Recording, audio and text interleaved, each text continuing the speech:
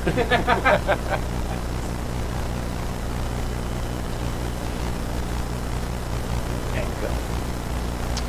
we ready? Okay. Welcome everybody to live Q&A. This is Pastor of the Recovering Heretic. Might be recovered today. How are you, Dan? I am good. Still recovering, for sure. Okay. I think it's going to be an ongoing process. Yes, it is an ongoing process, that's for sure. What are we up to today? We are up to Papacy 3. Okay. Because we still had stuff to wrap up from last Keep time. in mind, everybody, this is all from a Lutheran pastor's perspective, so, cave emptor, the buyer beware here. Yeah, I think we get that, of course. Yeah, right. Definitely from a Lutheran perspective. But on that note, there was feedback from our first two episodes on the papacy. Going back, last time you really focused on the Reformation. Mm-hmm. Somebody's saying there's major buzzing, by the way. Okay. Yeah. But yeah, that's, the first episode we talked into the basic foundation, how the papacy came to be. Right. And then the second episode, the Reformation and the role of the papacy in that. Right. And springing from that,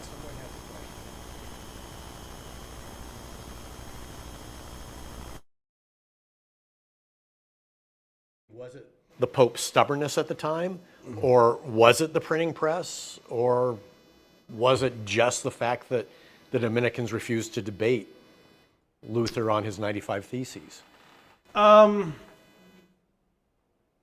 was it, generally was it the public was bubbling already out of frustration with the Pope? So one of my favorite writers says, I reject all monocausal explanations, and by that he means like it's never great in very big things to look for one singular. We always want one singular thing. Yeah. There's never just one singular thing though in reality, right? So like what you end up getting is a lot of very complicated factors all existing at the exact right time, right? So like there were, for a long while in Europe, people had wanted reform movements within the Catholic Church, right? This is one of those, right? And on top of that, like people were looking for something more spiritually than bog standard Catholicism had to offer. You get all sorts of weird, not quite cultish movements in the centuries leading up to the Reformation, right? Yeah. And especially coming out of the Black Death in the 1300s, where like a third of the continent dies. Yeah. You get very strange cultish movements. Kind of, people are looking for something spiritually, out of this great disaster that had happened, And there are other great disasters, right? Like Constantinople falls. This is another very complicated factor, right? You get the Renaissance, which is this recovery of Greek and Roman literature and art and science and engineering. But that comes about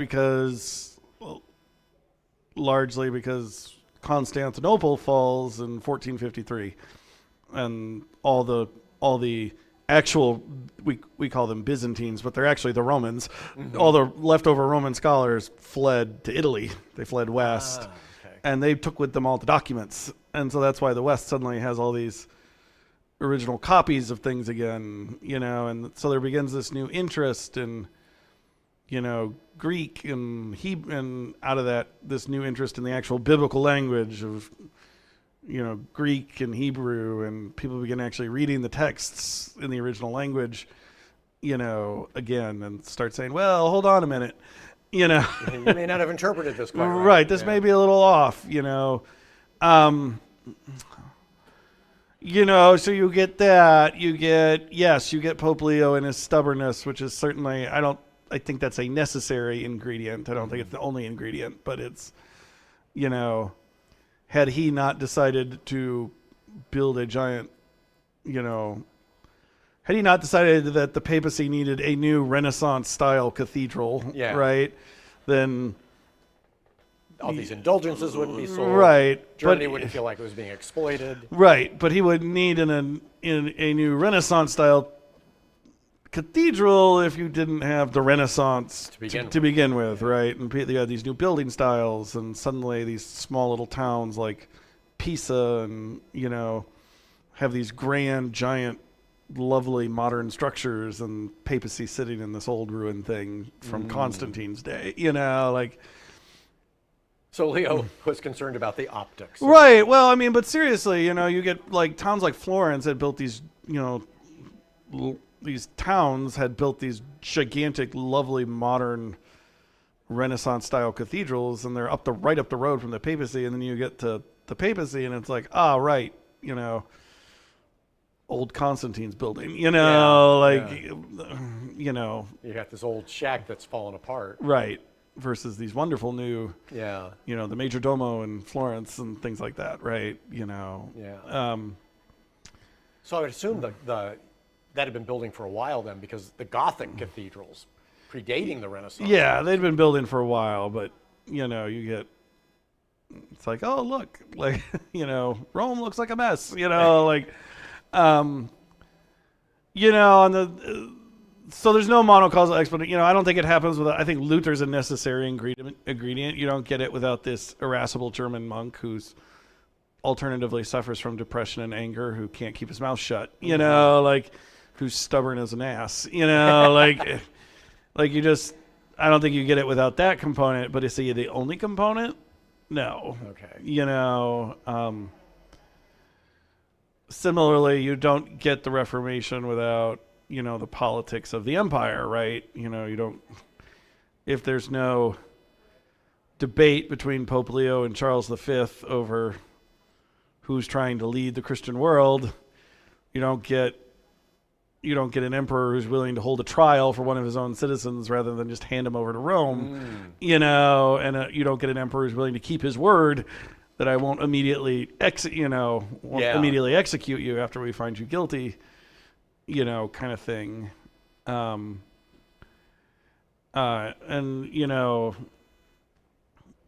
another thing, right, that we didn't get into this, but like Charles V, Holy Roman Emperor, wants to plan a crusade against the Ottoman Turks at this same time. And the Ottoman Turks are like on his borders. So he's actually most concerned. He actually hates this whole Reformation thing. Not because it's just diverting his attention from his planned crusade, and his planned war against the Turks. Yeah. Because he wants to recover Hungary from the Turks, And so like he more just wants religious unity for the sake of we've got a war to fight, folks. Yeah. We can't fight each other. That actually brings even more perspective. Right.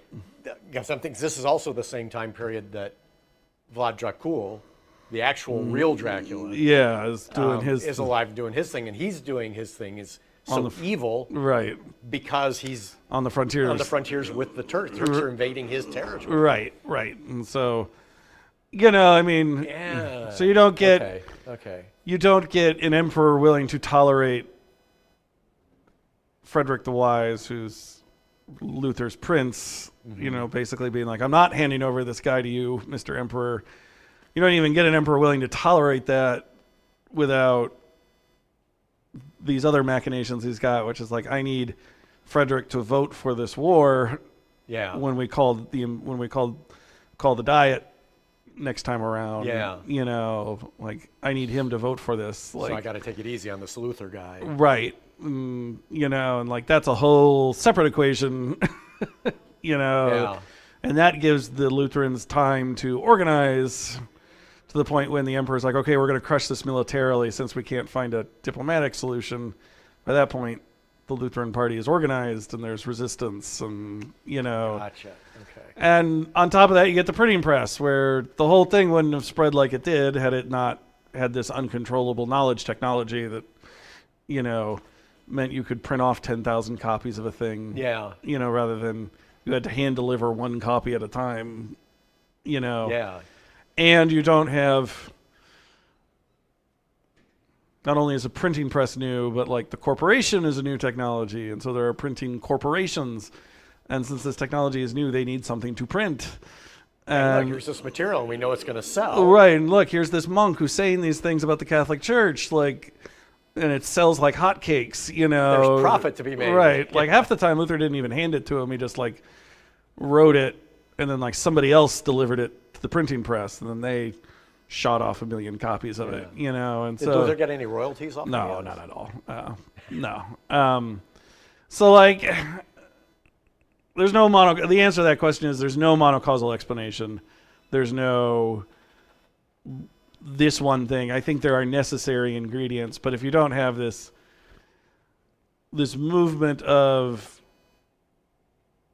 you know, this situation of a desire for religious reform, a desire for better spirituality, I guess I would say, a desire for, you know, the politics of the papacy and the empire, the technology of the printing press, and then, yes, the personalities of, you know, a Luther, a Leo, you know, all of that kind of blends in to create this storm in the 1500s, you know. So why, then focusing back on the papacy, why was there so much enmity post-Reformation for the papacy? Like right up to, I remember as a little kid in Tennessee, Yeah. you know, that I was still hearing people, That's even true. then, what, like 500, 400, 500 years later. That's too Catholic. Yeah, well, and actually talking about the papacy being, Catholics being evil because of the Pope. Like Yeah. the John Birch Society, Yeah. you know, was very, very anti-Catholic because of the papacy. Right. So what caused that enmity, and why did it last so many centuries? A lot of that gets into particular American fears, you know, about particular fears in America about immigration and nature of the country, and this kind of subtle fear of that that Catholics would act as like this fifth column, you know, like that they wouldn't finally be loyal to the country, you know, that if it actually came down to the Pope's word versus the president's or the country or the Constitution, they would follow the Pope, you know. And so a lot of that in this country has to do with more about fears of, you know, fears about the Irish, you know, fears about Southern Europeans, you know, fears about Italians, right? You know, fears about concentrated ethnic groups. Yeah, and I know that last. So my grandmother, I remember, still had to. She was the first Italian American to work for the Bell system, right? You know, and she had to fight for that. Right. They no Italians. Right. No, that right was the thing, right? Yeah. And so like a lot of that gets wrapped up in, you know, good virtuous Protestantism was small r Republican, Catholics were monarchists, you know, and this kind of like closet. They won't be loyal to democracy. They, you know, in the 1800s, the Pope actually declares there's a heresy. It's still on the books called Americanism. You know, like the Americanist heresy, which is kind of a funny heresy. Yeah, and what actually is that heresy then? It's kind of the belief that, I guess I would say, the Pope kind of defined it as like the belief that like hyper individualism plus like that democracy trumps all natural law, you know, that like, which is, it's a caricature of Americans, but you can get where they're coming from, like today, where it's like people are so atomized, you know, that like there's no thought of the collective good, you know, like, and that people are so, well, we voted for it, it must be right, you know, and it's like, well, no, they're actually bedrock principles that, regardless whether you vote for it or not, are still wrong and right, you know, like you can't just democratically decide murder is good, you know, like that It's kind of inherently bad. right, and so it's this rejection of what they viewed as natural law versus, in favor of democratic law and hyper individualism. Okay. Well, let's go further back. And hopefully get before the end we can work our way up to Leo. Yeah. Current Leo. Current Leo. Yes. Where did the first controversial pope happen? Was that not till Nice? When you had the whole French appointment thing, or it actually predated that? I don't know. I mean, yeah. I mean, in the Middle Ages, you had a series of what were called anti-popes.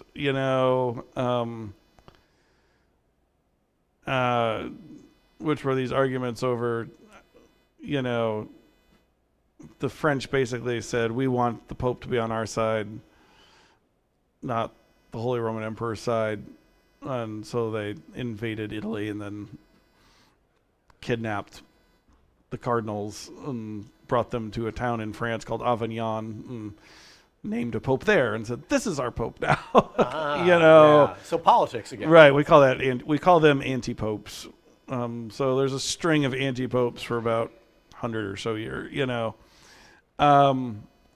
I mean, it depends on what you mean by controversial, right? Like in some ways they're all controversial. Like, right on back to Peter.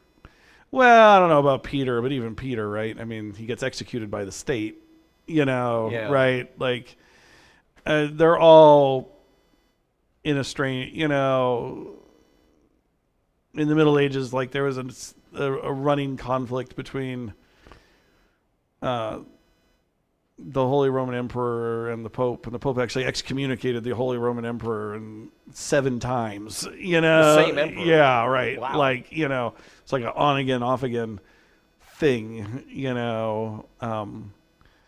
So I think it's always a bit controversial. You get a series of popes in the Renaissance called the Borgias who are particularly bad. You've probably seen the Showtime there was a Showtime TV series about them, which, if anything, kind of underplays. Really? Oh, yeah. They were bad enough in the series. Yeah, right. They're kind of underplays how bad they were. That's these very openly corrupt popes and family. And so that did not help the reputation of the papacy. no, I mean Because with the Borgias, the corruption was pretty public. Yes, right. And so none of that really, I mean, at this time, right, like there are popes, they command territory. They actually, like, there are popes that led armies, to like go fight for territorial expansion of the papal states, And how did they reconcile that with the theology, with Jesus' teachings? And the concept that a priest cannot spill blood.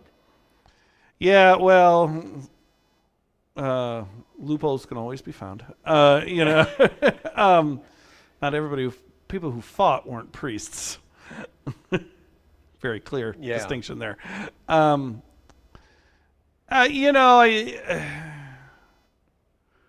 They had a thought, which actually is not unreasonable given what had happened with anti-popes, right? That as if the Pope was under the dominion of a particular sovereignty, that sovereignty would use the Pope to their own ends. And so to me, and we actually still believe this, right? I mean, to this day, the Vatican's actually still in its own city-state. It's its own country, right? And actually, it's recognized in the UN.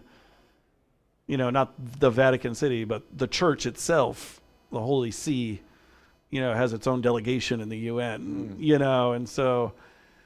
We actually still believe this. We shrank the territory down a lot. I know it's less than the size of Central Park now. Right. It's a very tiny area, but I mean, to this day, right? We still technically believe this, And so the theory was, if you can, if a sovereignty controls the territory that the Pope is in, they will use the Pope for their own political ends, right?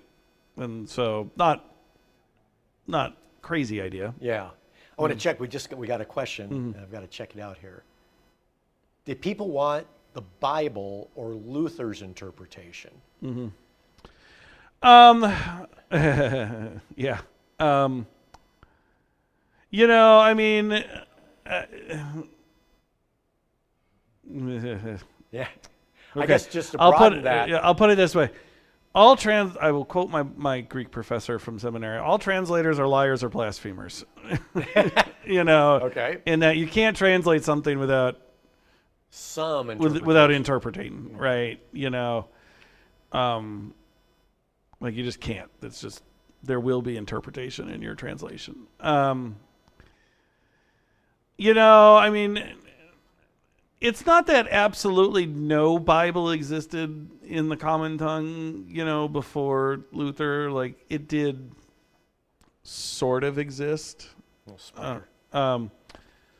But like some existed, but they weren't mass available, right? And there wasn't like here's an official German translation of the Bible, and so, I mean, it was pretty mind-blowing for a lot of people to hear, Scripture actually read in their language, explained in their language, worshipped in their language, right? We take it for granted today, but, it was pretty mind-blowing at the time, that it happened. Well, given that you can now have the Bible in your native language, whatever your native language is, why are there people who want to go back to, like I think Opus Dei may be this, but I know there is a conservative movement in the Roman Catholic Church that wants to go back to Latin instead of having it in the vernacular. So why? Why go back to a language and nobody understands what's being said? It kind of goes against evangelizing, proselytizing. Yeah, I'm not. As a person who took Latin for 4 years, I'm tempted to say because it's the only civilized language on earth. But I'm also sometimes tempted to say, actually, I'll put it this way. The idea of democratizing the language, right, of bringing it to more people did not come without flaws and significant flaws. So out of this, you get things like, all those really, I'm not talking about like normal evangelical churches, but like those crazy conservative churches that believe crazy things, or people who believe really crazy things about the Bible because they read it, and I'd be lying to you if I didn't think to myself occasionally, God, we were wrong about that. People just shouldn't be allowed to read it, and they should just listen to me about what I tell you it says, like I would be lying to you if that thought didn't come up with pastors frequently, like the belief in the rapture, for example, it's nowhere in Scripture. Like it just straight up is not there. But people take these isolated passages out of context and have constructed this whole doctrine around it, and now it's like where people can't read Revelation without thinking about the Left Behind series and the rapture. And it's like, no, it's all nonsense. Like, but I can't stop it because people have their ideas and then they have access to the Bible in their language and I can't control what they think. Yeah. The best I can do is say, it's nonsense. It's nonsense. So on a certain level, there's a thought of it comes with downsides. And I think some of those people would argue that the downsides are worse than the upsides, Yeah. I don't believe that's true, but I get the argument, like I'm probably more sympathetic than most Protestants, like I get the argument. Yeah. I mean, their other argument would be that holy space requires holy language, something that's set apart, and that by bringing it in, like into the vulgar tongue, literally, right, the everyday tongue, we've actually like made it hard for people to experience worship as holy space. is kind of their argument. And that actually what converts people is this encounter with the holy. So they actually think it's an evangelism tool, and actually I think this is for other reasons, but the fastest growing Catholic parishes in the country are Latin Mass parishes. Oh, wow. Yeah. Okay. And so they would argue that it's a tool for evangelism because people have this encounter with the holy that they're not used to having, and part of that is the language. So it gives it a transcendental quality. It gives something not of this earth. Not of this earth. The other argument, did you see the movie Conclave? Yes. No, I have not yet. Okay. There's this argument where the cardinals are arguing. They're at lunch and they're arguing. And the traditionalist who's for the Latin Mass, the other guy, the liberal, says, well, we're all united in one church. And the traditionalist laughs and he goes, yeah, right. We've got the Africans over there. We've got the Americans over there. We've got the French over here. We've got the Italians here. Then he goes, 600 years ago, we all would have been one table because we all would have been speaking Latin. And again, they would probably, and he's right about that. I mean, he's just objectively correct about that one of the costs of bringing everything into everybody's mother tongue is that there was no common tongue for the church anymore. That there was no transcending culture and nationality. Yeah. So now you have American Catholics and you have, African Catholics and you have Italian Catholics, and none of that would have mattered pre-Reformation because they were all new Latin. None of it would have mattered the reform of Vatican II in the 60s, because they were all Latin. I just assumed that continued, at least at the Vatican, that if you were a cardinal, you spoke Latin when you were in Vatican City. Some do, and so this guy's Latin's actually pretty good, current Pope Leo, so a lot do, still, but the fundamental truth is that it's no longer the thing, it used to be the thing. You had to know Latin. You had to take years and years of Latin. And now it's optional. Okay. And so their argument would be it has subtracted the teaching authority of the church. You can no longer just say, this is the way it is, because everybody has access to their Bibles and the liturgy, and they come up with all sorts of strange ideas. The church is no longer united in the way it was, and it has made holy space less holy and more common. Okay.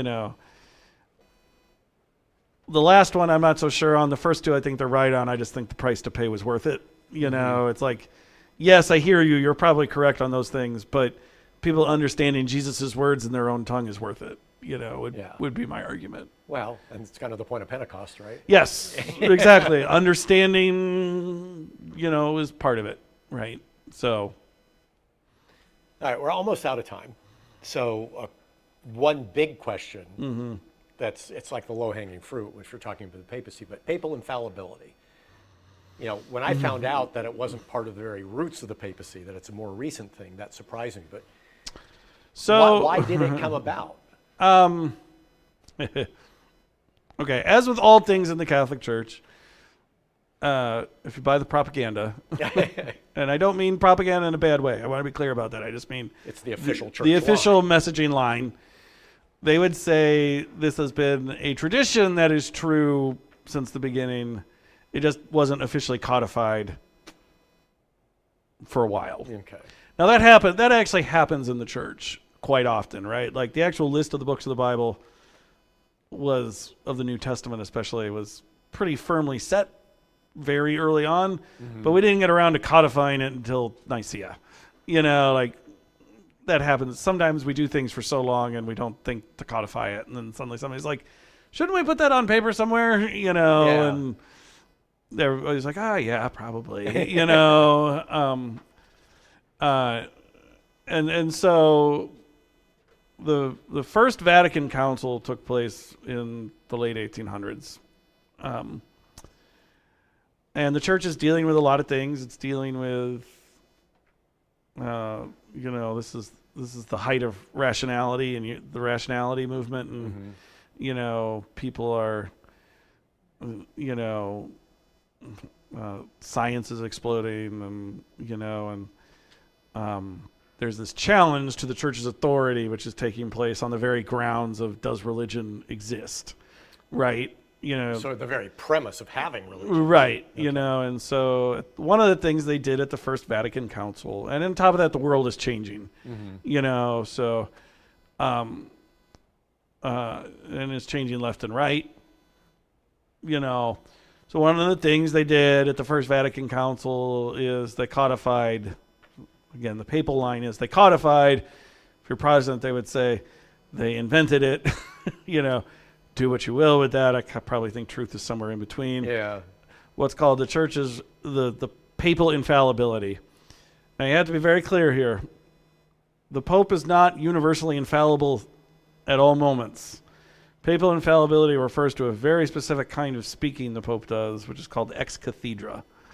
That when the Pope speaks ex cathedra from the chair, that's when... Right, when he's defining official doctrine of the church in an official capacity, then he is infallible, right? So for illustration, the last time this was done was to define what we call the four Marian dogmas, that all the stuff about Mary. Okay. And when was that? Not recently. Like after this 1870s, I want to say it's in the 60s, but I'm not. Somewhere between, might have been actually Pope John Paul II, but when he first became Pope, but I'm not positive on that. Don't quote me on that, Catholics. But either way, we're talking like decades. Right, relatively recently, right. But it's been decades since Francis did not speak this way. At all, right. This is not, right. Now the Pope issues official teachings all the time, but even those aren't necessarily, you can take, like, Francis wrote this thing called Amoris Laetae, which is this official, all popes do this, they issue these official writings, on their clarifying doctrine and all that kind of stuff. And, like, you can kind of disagree with Amoris Laetae if you're and be a Catholic in good standing. Now you should be very careful about that, they think, because this is still the Pope. Mm-hmm. He's the guy who's supposed to know. So don't take it lightly. Don't take it lightly, but even that's not infallible, right? Like, things can be clarified and adjusted and changed out of that, right? And so he's infallible, but it's not like he walks around and it's not like he's infallible if he says 2 + 2 = 5, right? Like, that's not, or if he like miscounts the change he's supposed to give, the street food vendor, right. Like, that's not what papal infallibility is. Right. It's if you speak ex cathedra, at the same time, about the same time, you get the definition of what we call Catholic social teaching, because this is all part of one movement to kind of address what's going on in the world. Because like the other side of this is the Industrial Revolution is happening, and Catholics are trying to update their social teaching in light of what do we actually believe is just for the economy in this brand new non-feudal capitalistic culture, right? And so you get a Catholic social doctrine, which actually the last Leo, this is probably what the current Leo is named, why he chose this name. The last Leo is actually the one who officially promulgated Catholic official social teaching. Leo the 13th is the one who issued the social doctrine, which is pretty socialist actually in its outlook. Sorry, conservatives, but it just is. Yeah. It's not very happy with free markets, and so, so that's what the last Leo did. That was the last guy named Leo. All right. Well, let's leave on one final point, just making sure there's no... Oh, there is. It just makes the comment, different languages were what God did to take down the Tower of Babel. Yeah, right. I mean, right. And he does that to disrupt unity, and...